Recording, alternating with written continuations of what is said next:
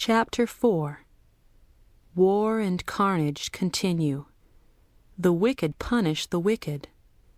Greater wickedness prevails than ever before in all Israel. Women and children are sacrificed to idols. The Lamanites begin to sweep the Nephites before them.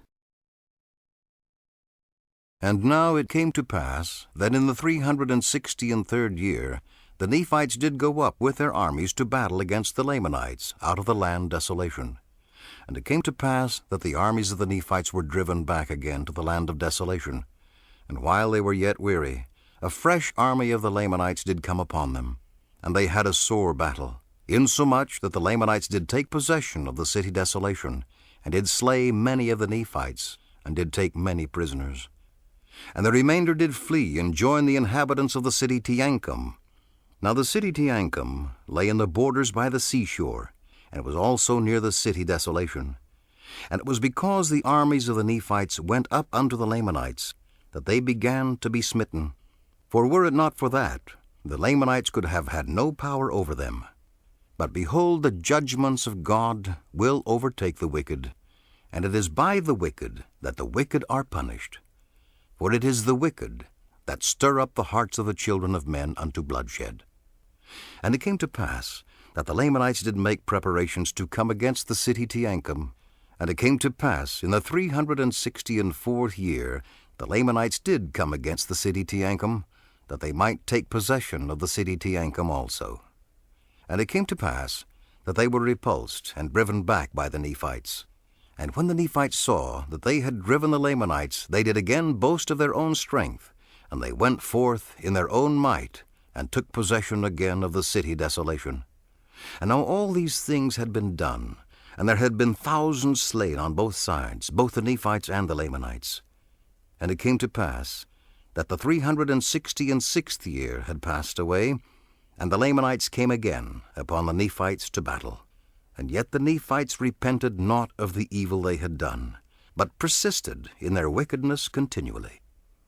And it is impossible for the tongue to describe, or for man to write a perfect description of that horrible scene of the blood and carnage which was among the people, both of the Nephites and of the Lamanites.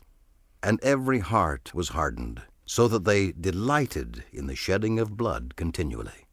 And there never had been so great wickedness among all the children of Lehi, nor even among all the house of Israel, according to the words of the Lord, as was among this people. And it came to pass that the Lamanites did take possession of the city desolation, and this because their number did exceed the number of the Nephites. And they did also march forward against the city Teancum, and did drive the inhabitants forth out of her, and did take many prisoners, both women and children, and did offer them up as sacrifices unto their idol gods. And it came to pass that in the 367th year, the Nephites, being angry because the Lamanites had sacrificed their women and their children, that they did go against the Lamanites with exceedingly great anger, insomuch that they did beat again the Lamanites, and drive them out of their lands. And the Lamanites did not come again against the Nephites until the 375th year. And in this year they did come down against the Nephites with all their powers, and they were not numbered because of the greatness of their number. And from this time forth did the Nephites gain no power over the Lamanites, but began to be swept off by them, even as a dew before the sun. And it came to pass that the Lamanites did come down against the city desolation, and there was an exceedingly sore battle fought in the land desolation, in the which they did beat the Nephites.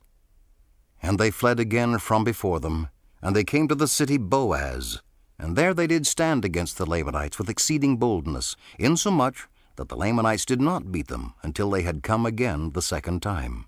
And when they had come the second time, the Nephites were driven and slaughtered with an exceedingly great slaughter. Their women and their children were again sacrificed unto idols. And it came to pass that the Nephites did again flee from before them, taking all the inhabitants with them, both in towns and villages. And now I, Mormon, seeing that the Lamanites were about to overthrow the land, therefore I did go to the hill Shim, and did take up all the records which Ammoron had hid up unto the Lord.